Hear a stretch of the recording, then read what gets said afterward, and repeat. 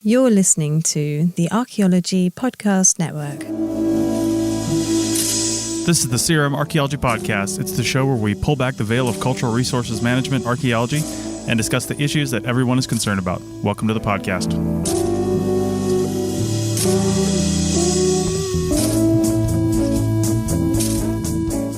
Hello and welcome to the CRM Archaeology Podcast, episode 263 for May 3rd, 2023. I'm your host, Chris Webster. On today's show, we talk about common myths and misconceptions in CRM archaeology. So don't go get your whip and fedora because you are not Indiana Jones, and because the CRM Archaeology Podcast starts right now.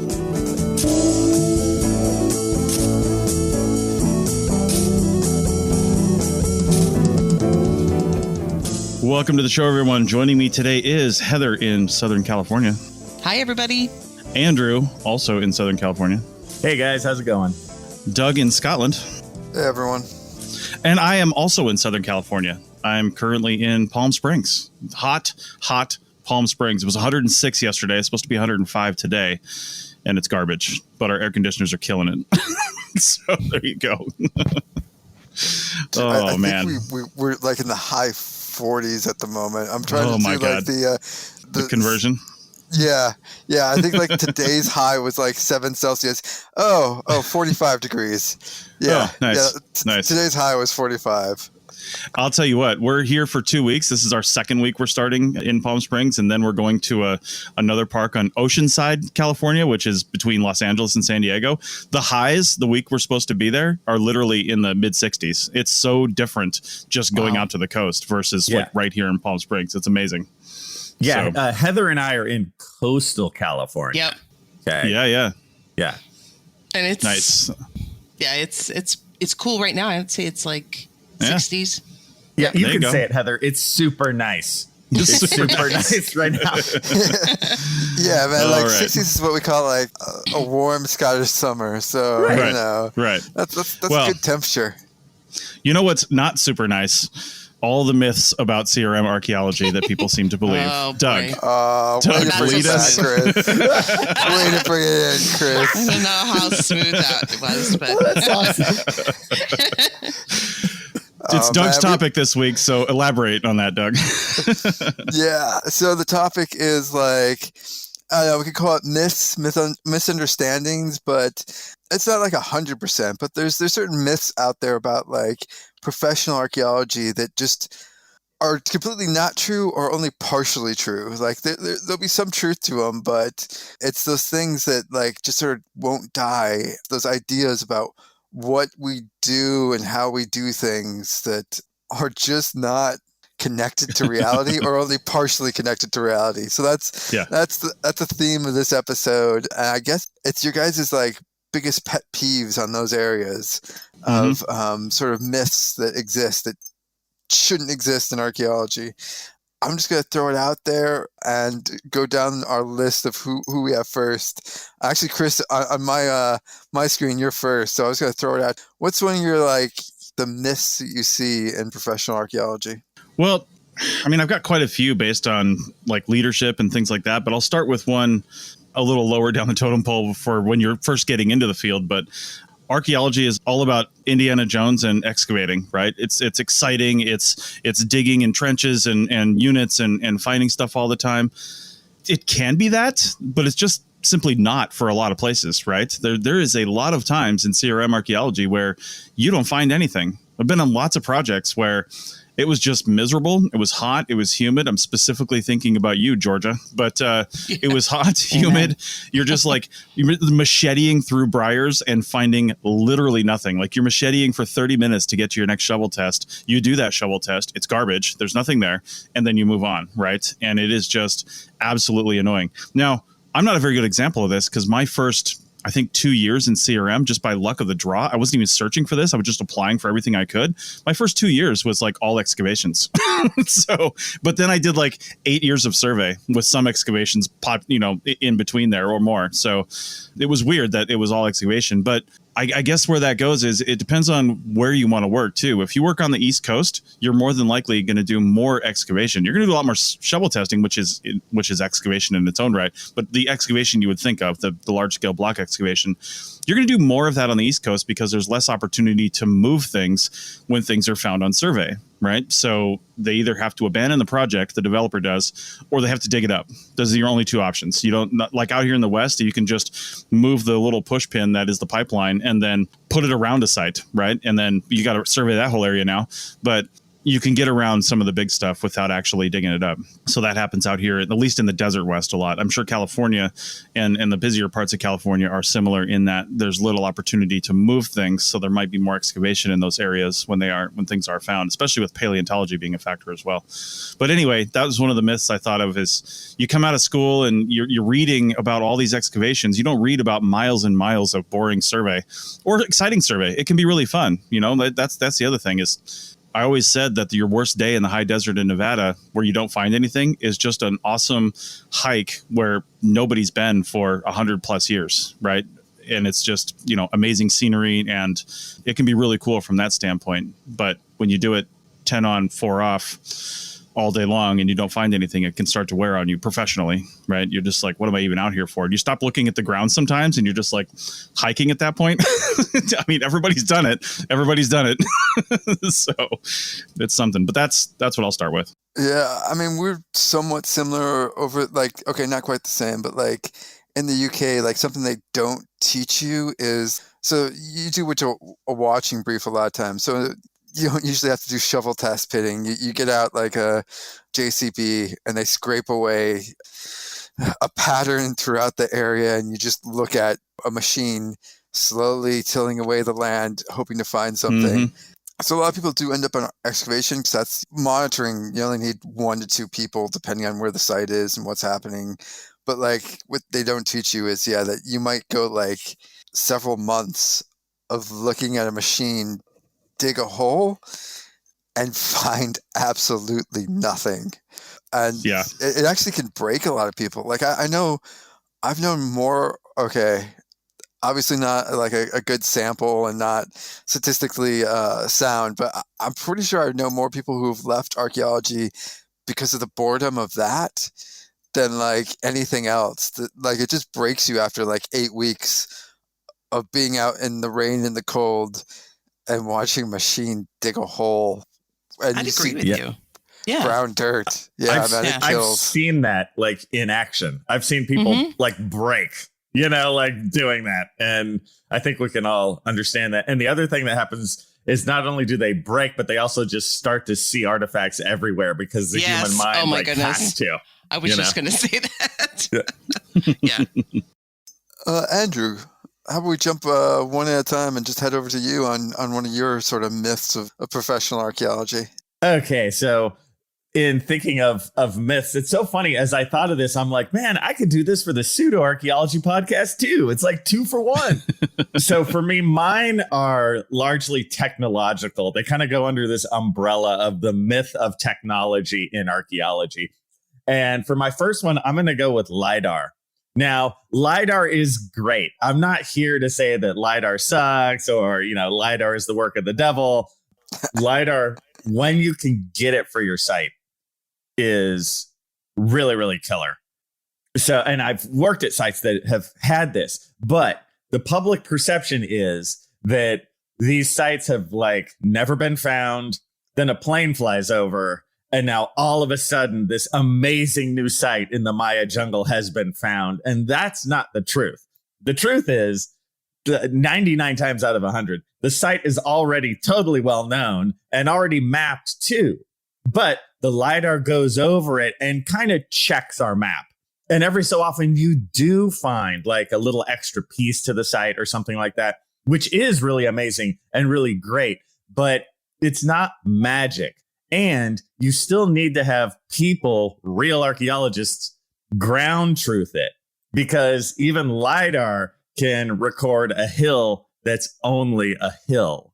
So you really have to check and remember that this stuff is just a tool. It's not magic. You need real people to continue the work. I might expand that into you're again coming from school, right? Even if you're coming out of a master's degree, you've gone into this little bubble of here's how things should be done. But coming out of your undergrad, you might hear about all these these really great technologies that we do have as tools, but you're probably not going to use or see any of those in CRM for the most part. Oh, great point. Yeah. Yeah. I mean, you may use them. It depends on the company that you're working for and Sure. and the type of project. I mean, LiDAR, I think is very rare, at least in the United States. Where it is more popular now is in Hawaii. Oh, yeah. Because there's a lot of limitations. First, like topographical terrain limitations, but also limitations in where you can even go and where you can dig. And so we're finding that we have an office in Hawaii that LiDAR is used more and more now, and not just for archaeology, lots of other biology, geology. And so LiDAR, I think it just depends. And remember also, LiDAR costs money. Like it's not just... Yeah, and so if you have a small CRM firm, they're looking at their return on investment. It doesn't make sense. Although that stuff is coming down dramatically. There's $3,000 to $4,000 drones with LiDAR included. And it's not super great LiDAR. It's going to be close in LiDAR, but it's LiDAR nonetheless. It depends on what you need. But that stuff is kind of coming down. And that's actually, you can go even less. So you can get off your shelf commercial drone, maybe like around 1,000, and then you can get LiDAR you could just attach to your drone.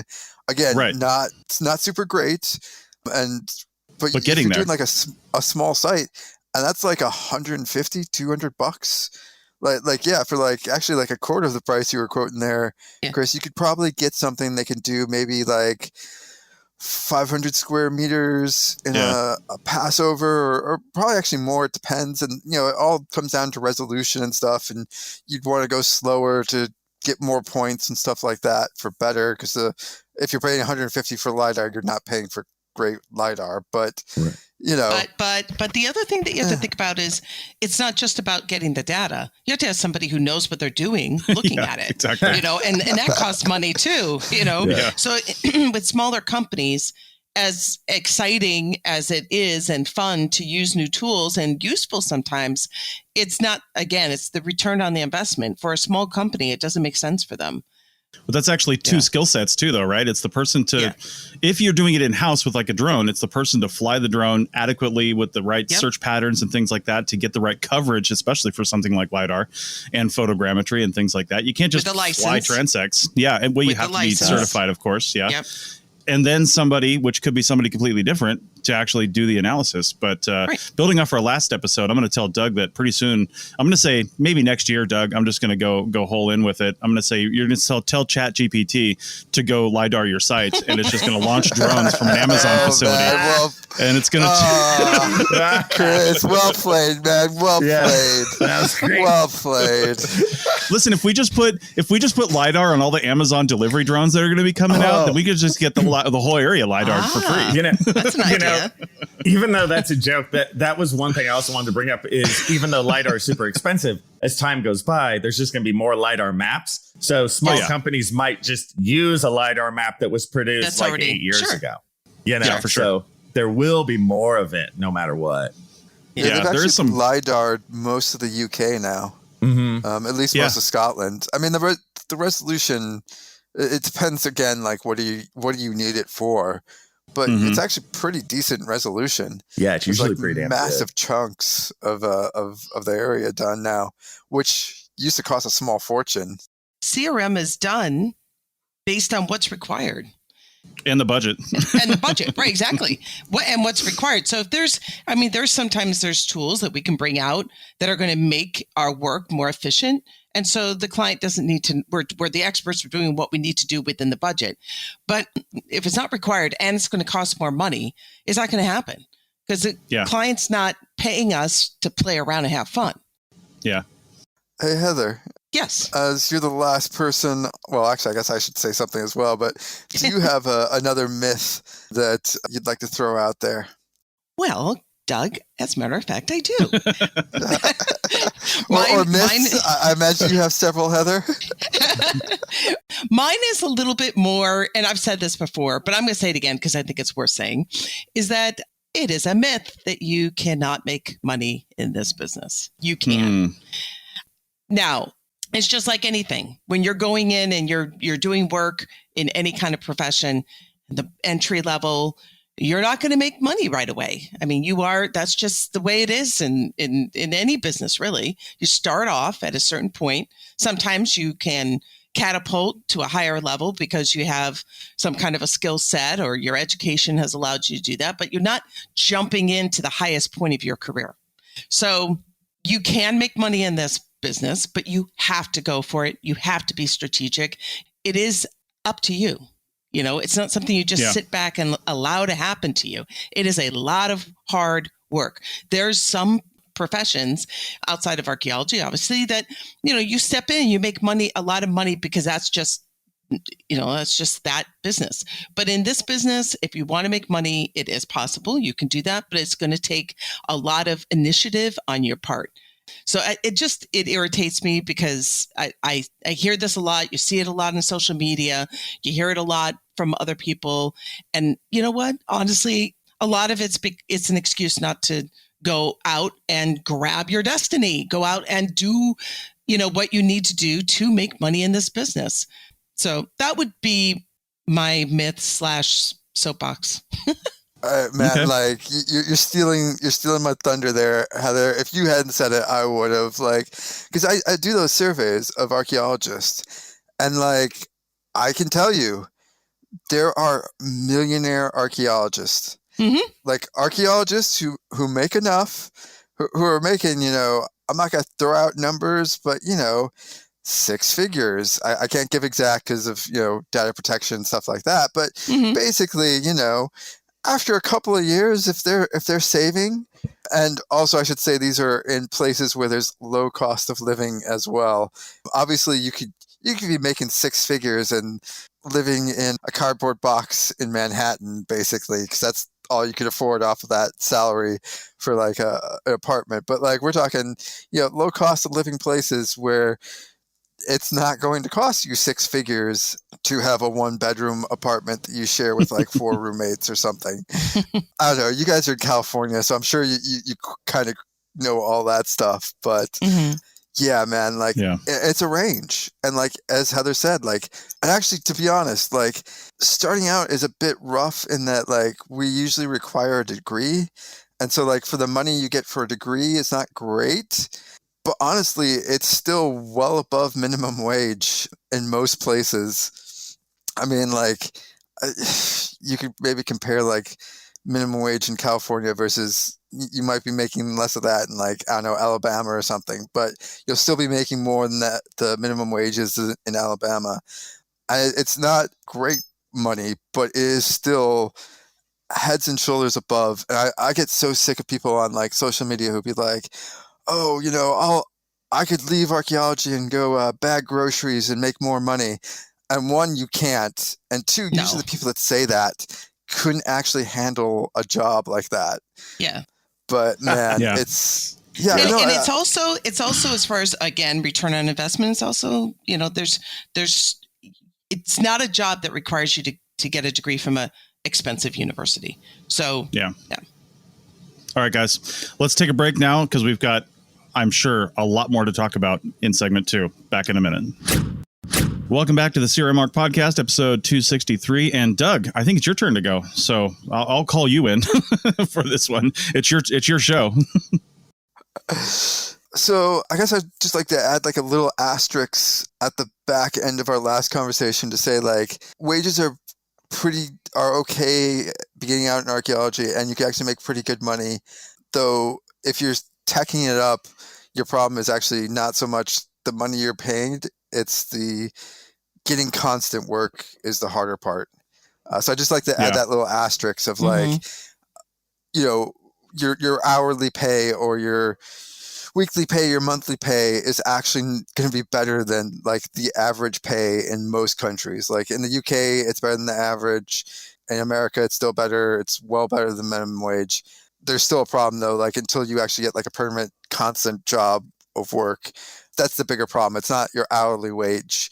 It's you may only work 6 months or 3 months or 9 months out of the year, and that could be tough. There's ways to work around that. And again, it's the same thing. I agree with you, but it's the same thing. You have to go out and get it. You have to be creative. It isn't the kind of job that you show up at a brick and mortar every day and you have a job waiting for you. It is something you're going to have to work at. So if you're in an area where you can't do archaeology year round, you're going to have to do field archaeology year round. You're going to have to expand your skill set so you can do work in-house. You can, be a good writer. You have to differentiate yourself from the rest. And it's not that hard to do. And then also be open to traveling to other parts of the country, which is only good as an archaeologist to get more experience and makes you a better archaeologist in your area. You have more experience, so you can work in more areas. And having permits. I mean, there's so many things that I think at university people don't tell you. In some states, you have to be permitted to work there. Even in certain areas, you have to be permitted within that state to work there. And so the more permits that you can acquire, the more attractive you are to companies. And the more skills that you can acquire, the more attractive. And also not digging your heels in and saying, no, I'm not willing to do this or that. I mean, the person who steps up and a company calls them and you're available and you're willing to kind of look outside the box and do work as long as you're being fairly compensated for it, you should jump on it. If you want to do this, it's going to require some travel. It's going to require, stepping outside of your comfort zone. You're not going to be able to go to the same place every day. That's just not the nature of this business. And so that would be what I would say, especially in the beginning, is be open. Yeah, I'm gonna actually I had a different myth, but I'm gonna piggyback off of Heather's thing. It's somewhat related, but I'd also say is there's an expectation in archaeology that you need to be an archaeologist 100% of the time to actually be an archaeologist. Mm-hmm. Whereas I was just going back to where Heather, your comment about field archaeology, especially in the high plains or places up north when you get 6 feet of snow and there is not going to be any archaeology during the winter or sometimes into May or June because there's still snow on the ground.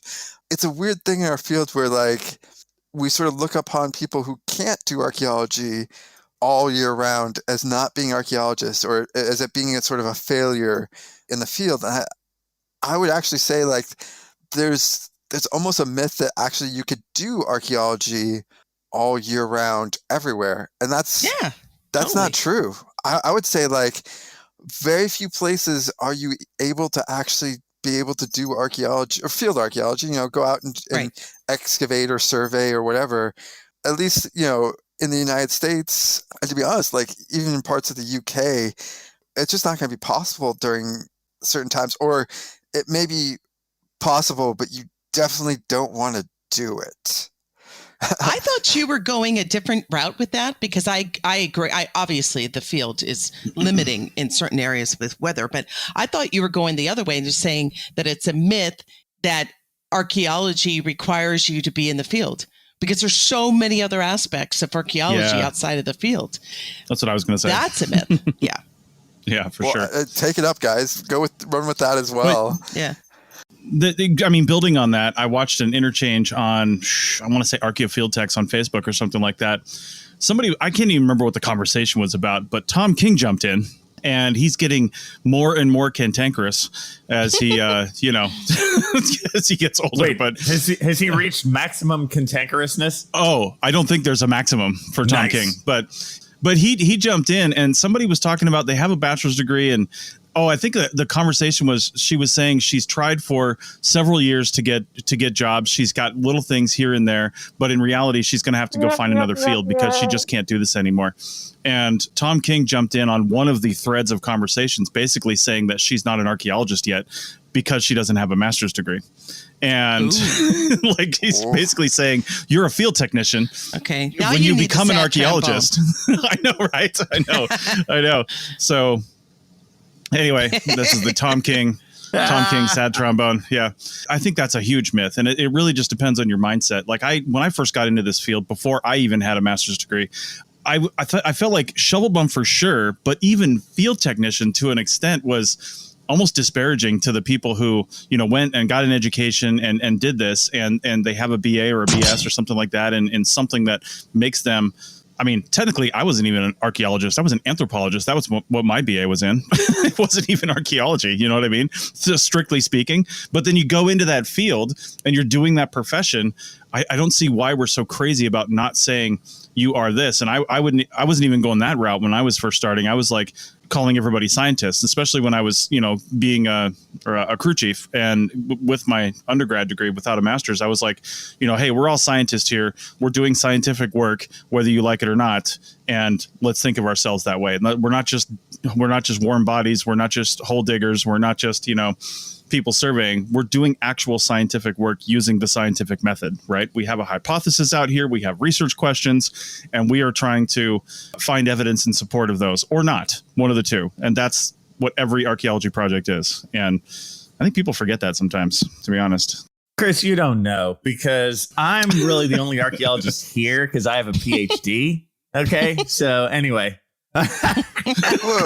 Hey, I've just been monitoring this conversation. Wait, Doug has a PhD. Oh, Yeah. wait, what? Well, Andrew, there's man, two real archiologists here. Dude, But wait, Andrew, we're archaeology. Everyone has a PhD. Yeah. But Doug got his PhD in the UK, so it's kind of like a PhD minus. Yeah. Right. So just Ouch. PH. I'm just a PH. Yeah. yeah, you're just a PhD. just a bunch of PH. There's another myth, right? Like you can't get a PhD in the UK and then use that over here or a master's for that matter. Yeah. And use that over here in this country. Yeah, they're like, oh, you'll be blacklisted because you didn't get it That's not here true. and study. I mean, that's what study I Native did. Americans. Yeah, I blacklist them now. No, I know. Well, you actually, would. Yeah. I blacklisted Doug a while back. That's actually a really good myth there as well, where people are It's a good like, one. they call it the drive-by master's degrees, and it's looked down on. It's just more efficient. But honestly, like, out of my year, there's quite a few Americans went over there. The people who are still in archaeology, one made it all the way to a PI, and then the other person they're working in archaeology as well, and UK masters or even a UK PhD had like no effect, like no negative effect that I could see on their careers. We have multiple people in our company that have degrees from Europe. Yeah. Yeah. It makes no difference. At the most, like sometimes for like you might need to pay like an extra couple $100 to get a certificate that like certifies it so that it can count for maybe some government level something of regional or national level accreditation of a university. It's something very silly, but that is only, I think usually I've only heard about that needing that for federal. Most of the time, people just I would be shocked. have a degree. I would be shocked if they required a U.S. degree. I mean, you can get a medical license in this country with a degree from Mexico.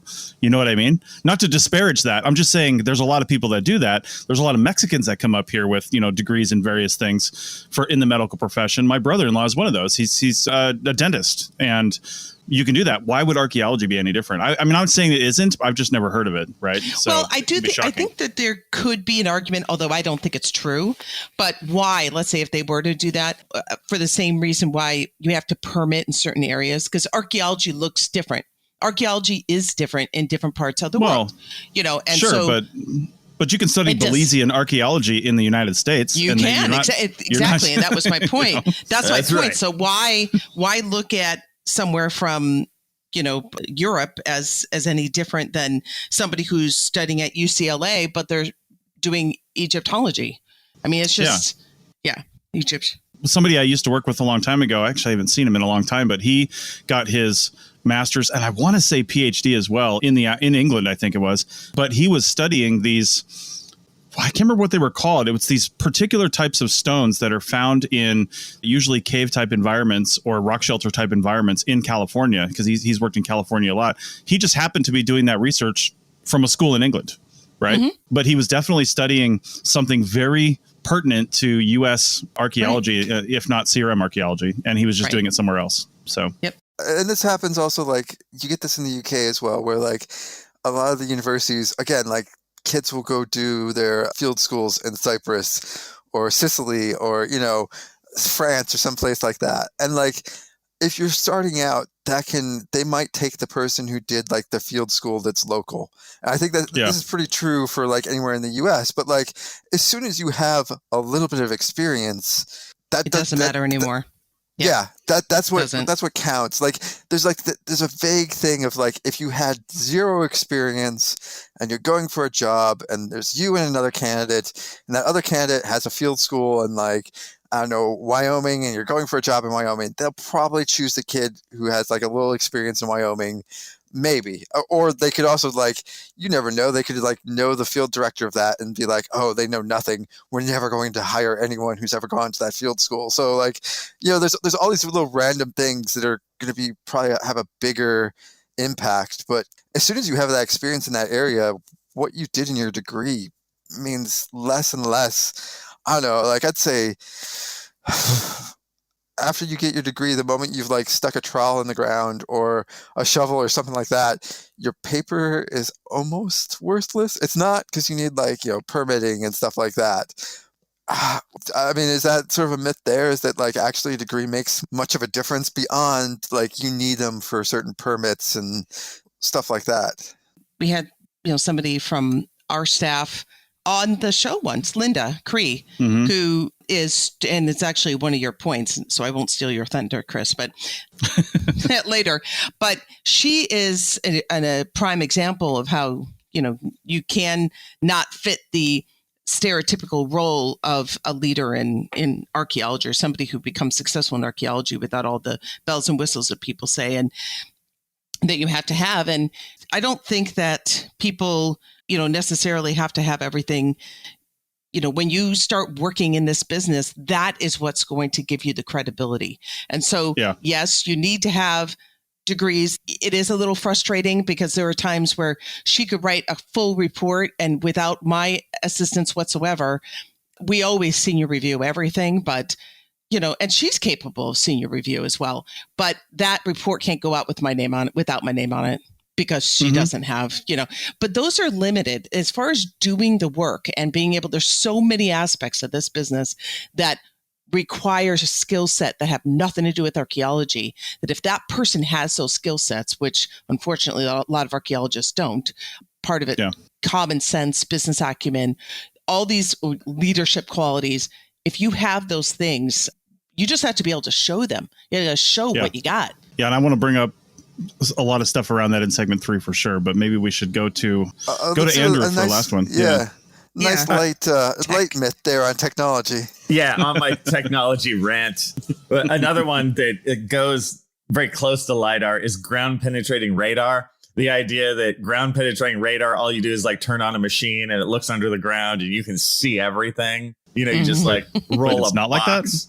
Like that. Right. Oh yeah, no, actually no. It's so funny. You look at this screen and you're like, is that anything? What? And I think like movies like Jurassic Park, they actually have that in the beginning where they have this ground penetrating radar and you can see the like Tyrannosaurus perfectly under the ground. And the general public, especially, nobody's going to realize that it's just these like funky little like blobs hills on a screen. Yeah. They're hills, basically. They're parabolas, inverted parabolas. So in my experience, it's a lot of hype, and I'm not saying it's worthless, but it doesn't return nearly like you think. In certain circumstances, it's very helpful when it comes to burials. We're talking about like full burials. That is definitely helpful. If you're looking at trying to find something, what I think is it truths things. When you think something is there, it helps you identify maybe where it is. Like if you think there's a privy somewhere, you know it's somewhere, but you're not quite sure where it is. Or you know there's a foundation somewhere, but you're not quite sure where it is. Or burial. Yeah. That's where it's helpful, but it's not the end all be all. And you're right. And you have to have the skill set to be able to analyze what it is that you're looking at. Yeah. And notice you listed really big things. You know what I mean? Like, okay, we're looking for this big in terms of any kind of fine grain, you know, approach. It just, in my experience, which is limited, it was, you know, it's a lot of work for not that much return. I found that with most geophysics, like magnetometry, resistivity. Yeah. Like, I kind of feel like you get the map and you look at it and you're like, oh, there could be some stuff there. And sometimes I kind of feel like we run into a trap of where we try to make like it's almost like a was it Rorschach? What are those ink blog Rorschach. Yeah. I almost feel like, at least for me, why we do geophysics for anything, and it doesn't matter what type it is. I feel like it's that where you're looking at it and you're like, it's a blob, and you're like, yeah, that's a ditch there, or and then like, but well, it really like, takes a skilled analyst, right? It takes a skilled analyst, somebody who's seen these things before, to say, I know what the signature of this thing is. My friend Dan Bigman, who runs Bigman Geophysics, that's what they do. In fact, they've gotten almost away from archaeology because so many other industries need their GPR skills for like finding pipes under highways and stuff, and utilities locating and things like that. And his people they've seen 1,000 of them. They're just like, oh, that crazy little parabola, that's a pipe that's 6 inches wide, right? Like they just know that because they've seen so many of them. But you need to know the baseline too. You need to know what you're working with, and for sure, there's a lot more to it than just sticking the machine on. I've seen beautiful pictures where like magnetometry, where like you see the outline of every building and every ditch, and it looks amazing, and you're like, but I just personally have never experienced it. Like every time, doesn't matter what it is, it just blobs. And even after we excavate it, where we think something is, it's not there. But also, like, I'm in a part of the world where it doesn't work as well because high volcanic rock, so it can really mess up. Yeah, it's not a great place to try to do geophysics, unfortunately. All right, well, we're going to end this segment, but I'll just say, if you don't know anything about geophysics and you're listening to this, just take away one thing. It's for finding features. Not anything else. You're not going to find individual artifacts with shallow geophysics. You're going to find features. That's basically it. All right. So let's end this and go on to segment 3. Back in a minute. Welcome back to the final segment of episode 263 of the CRM Archaeology podcast. And I got a couple of myths here that are related to advanced degrees, typically a master's degree, because I would say most people don't go on to PhD, primarily because you don't need it. That doesn't mean you can't get a PhD and be in CRM. There's quite a few people with PhDs in CRM, but a lot of people will stop at the master's level. So I'll just talk about that real quick. First off, a big one is you can't get married and or have a family in CRM without having a master's degree. And really what I mean by that is you can't have a family or get married or whatever, have a partner, without having some sort of permanent job where you're, 9 to 5, Monday through Friday, because typically, maybe this is another myth, that's what a master's degree gets you, right? Oh, I had a master's degree, I never have to do field work again, right? I'm going to sit at a desk and have a normal job. I mean, that's kind of true sometimes, and it's probably more true than it is not. You're going to spend more time at a desk probably, but you're more than likely also going to go in the field. But you can have a family. Heather is a good example of that. Doug's a good example of that. I'm a good example of that. I don't have kids, but I met my wife in CRM and we made it work. I wish Bill was on this show. Bill has lots of kids and a wife and has been successful in his CRM career and is now a professor at Berkeley. So Andrew too. And Andrew too. Yeah. I think if you want to make it work, you can make it work. It just requires some flexibility and some logistics for sure. You have to have good management of your time, your quote work-life balance and things like that. And you might have to hunt around for the right position as well.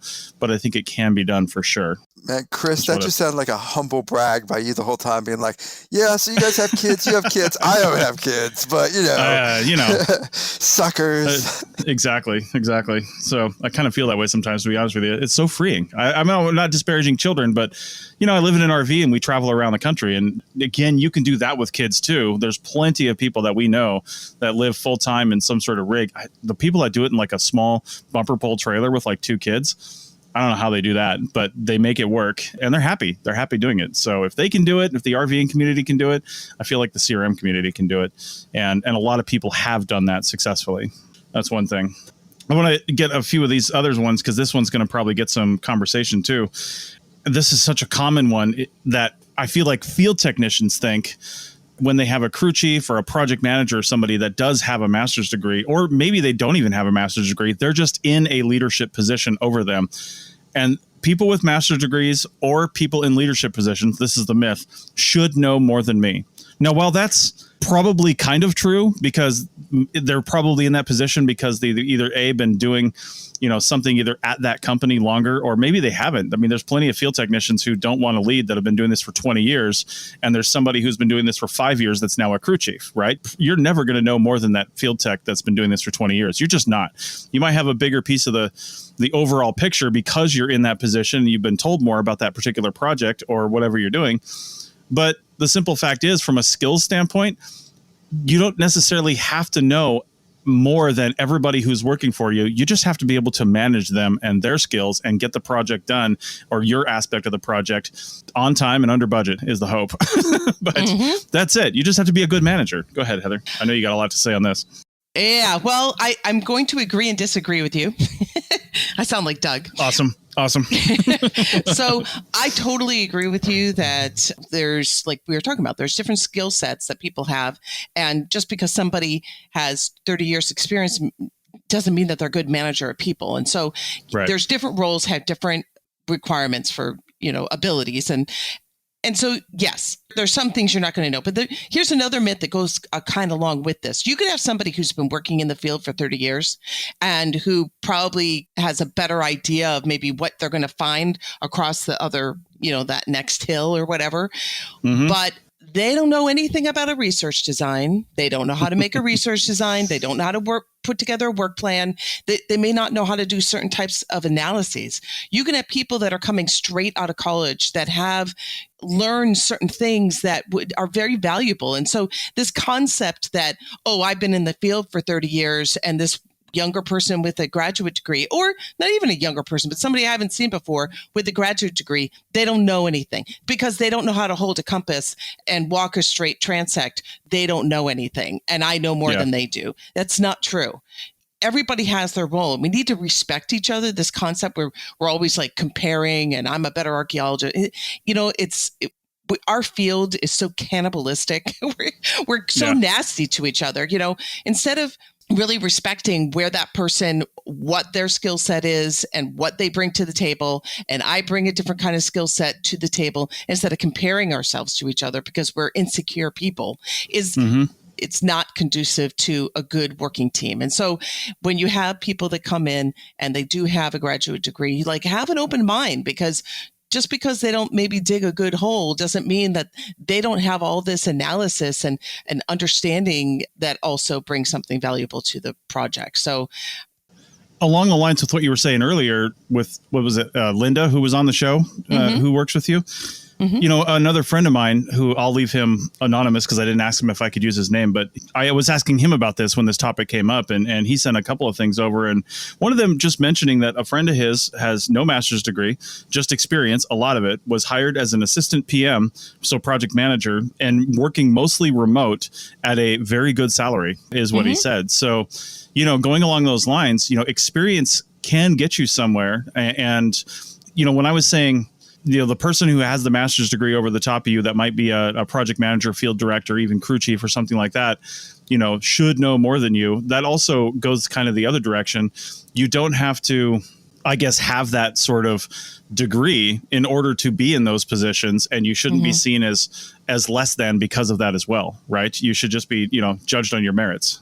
Just be respectful of each other.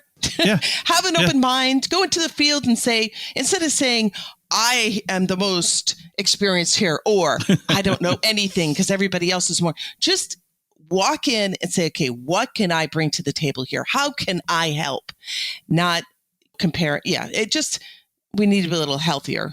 It is tough though, because there's a heavy amount of competition, especially regionally, right? Yeah. If somebody wants to get that coveted permanent position or something like that, or even be called back for the next project at a minimum, right? I mean, there's a lot of competition and you've got to try to stand out. And some people just don't do it in a tactful way. You know what I mean? Stand out. I don't think they're realizing. Yeah, just focus on, and we're probably going on another tangent here, but just focus on being the best archaeologist you can be, and that will settle its stuff out. Things are going to happen. People are going to get positions that you should have gotten. That's life. It happens. Yeah, just for sure. Stay on that narrow road, or that road of, doing the best that you can personally. And right. Oh man, I'm a totally flip us in a different direction right now. I'm just gonna throw out another myth out there. Archaeoholics? that like Oh, yeah. archaeologists are heavy drinkers. And this is not to say that there are not some heavy drinkers that are archaeologists or archaeologists that are heavy drinkers, however you want to phrase that. But like this idea that like archaeologists drink more than the average person, or that like you need to be able to drink heavily to be an archaeologist, complete and utter myth.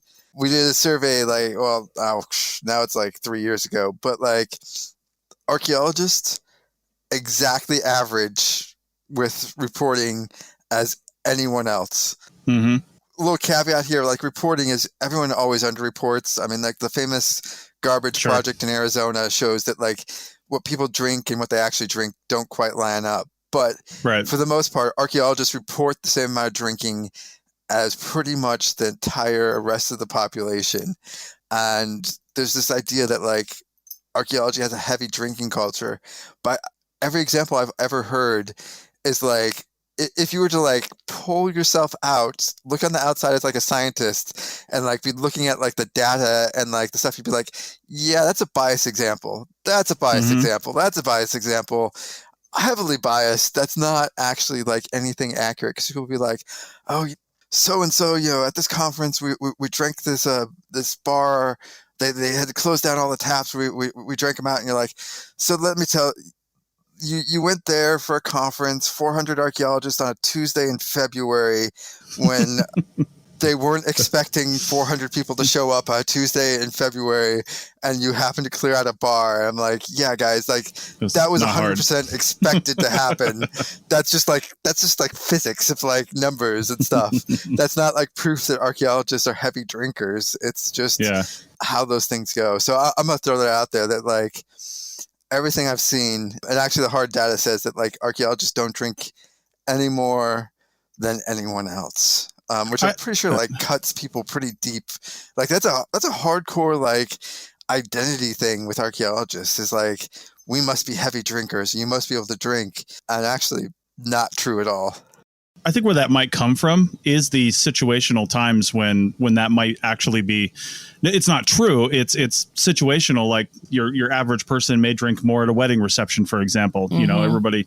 But that's a situational thing. But archaeologists just have a lot more of those situations where you might be doing that in certain circumstances, like a conference. You're at a conference, you haven't seen a bunch of people that you see maybe once a year or just at conferences, and maybe you're going to live it up, one night at a bar, and that's going to be it, right? But that's going to be what a lot of people have as an impression of you, because that's literally the only time of the year they see you. And every time they see you, you're drinking heavily at a conference. But maybe that's only 4 times a year that you drink heavily, right? And then the other one is that I've definitely seen anecdotally is on long field projects, where not even long ones, but especially in the beginning when people just get to know each other, there's often the tailgate, have a few beers at the end of the workday in the hotel parking lot. And there's usually a few people, and I would say it's often a lot of the younger ones, or the ones that are newer in the field, younger in that respect, that just have a hard time treating this as a real job and not seeing the fact that every project is a field school. You know what I mean? When you're first starting out, every project seems like a field school. You meet new people, you're in a different area, you're in a different location, and you don't treat it like a day-to-day thing. And you might just have a drink every day, not even to excess, but you might drink every single day with everybody else back in the tailgate of the truck in the parking lot, right? That could be perceived as heavy drinking, but I think it's situational, and people get out of that. So I don't know, Andrew. Yeah, I'm glad that the data says that. And I am super sick of the sort of drinking culture of like, dude, we drink so much. We are so badass because we drink. And that always sort of turned me off. Myself personally, I drink a little bit, but I'm very, very conservative drinker.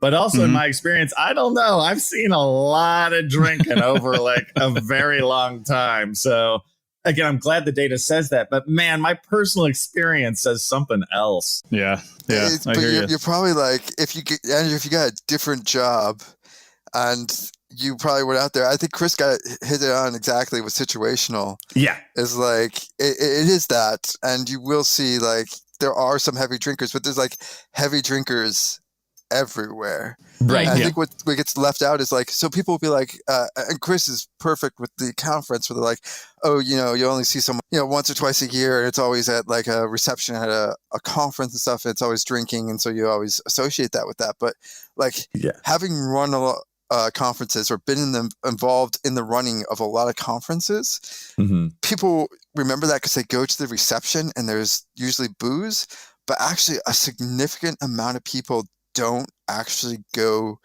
to those receptions and don't drink. Like, but you never see that. That's how you're not socializing. Yeah. I mean, like with the conference I ran, like 40% of the people did not go to the drinks. And I've seen it other places as well where I have access to the numbers, and it'll be like, 200 people are at this conference, and actually maybe like 100 or 120 actually show up to the reception to drink. Right. And so like when you're there, of course everyone's drinking, but like a lot of people, just don't drink or don't want to drink that time, or there's a lot of stuff that just people don't see because of the situation. Yeah, I think Chris's word of situational, I think that is true, because it's like if you've been living in a hammock for 2 weeks in the middle of the jungle, when you come into town, you're going to have a drink, and I guess I've seen a lot of that. And everybody in that town thinks every time this person comes into town, they drink to excess, right? But it's like once every 2 weeks. That is exactly right. Yeah. All right. Well, we only have a couple of minutes left. I don't know if we have enough for this because I've got at least one or two more.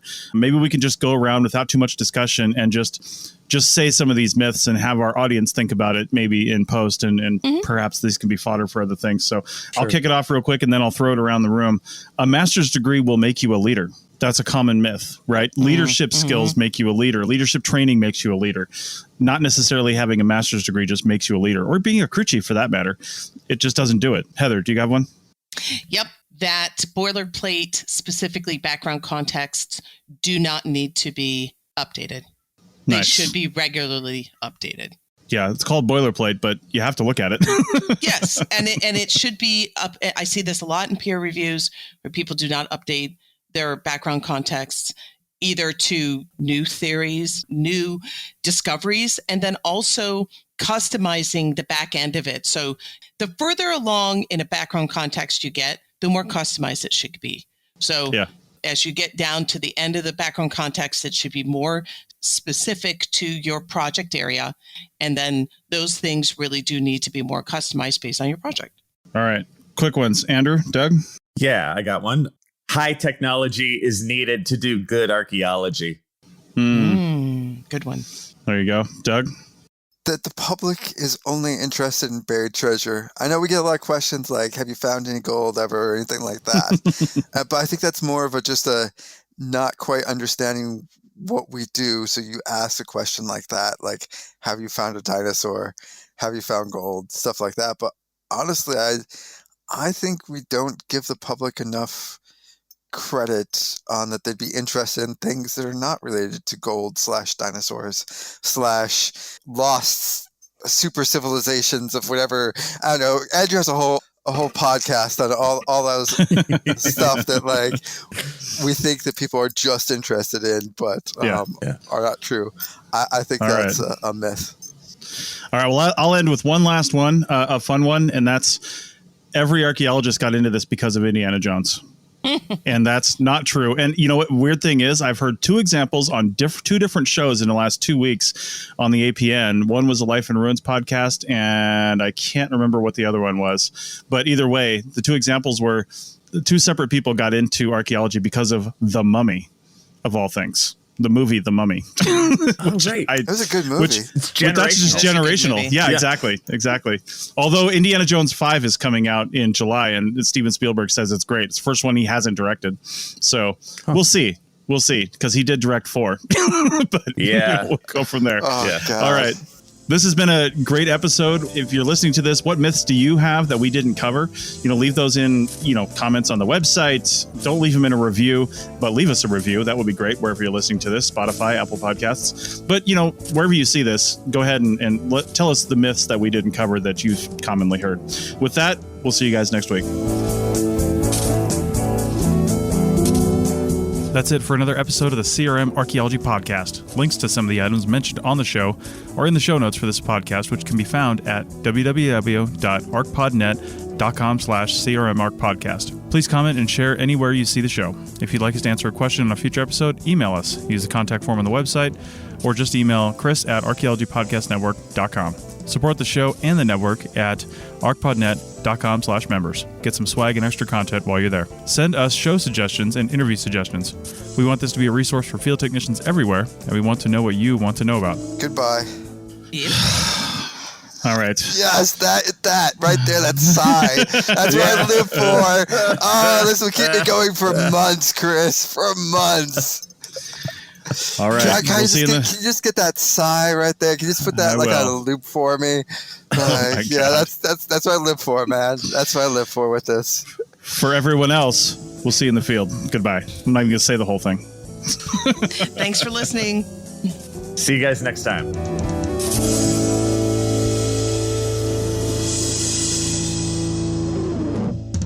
This episode was produced by Chris Webster from his RV traveling the United States, Tristan Boyle in Scotland, DigTech LLC, Culturo Media, and the Archaeology Podcast Network, and was edited by Chris Webster. This has been a presentation of the Archaeology Podcast Network. Visit us on the web for show notes and other podcasts at www.archpodnet.com. Contact us at chris@archaeologypodcastnetwork.com.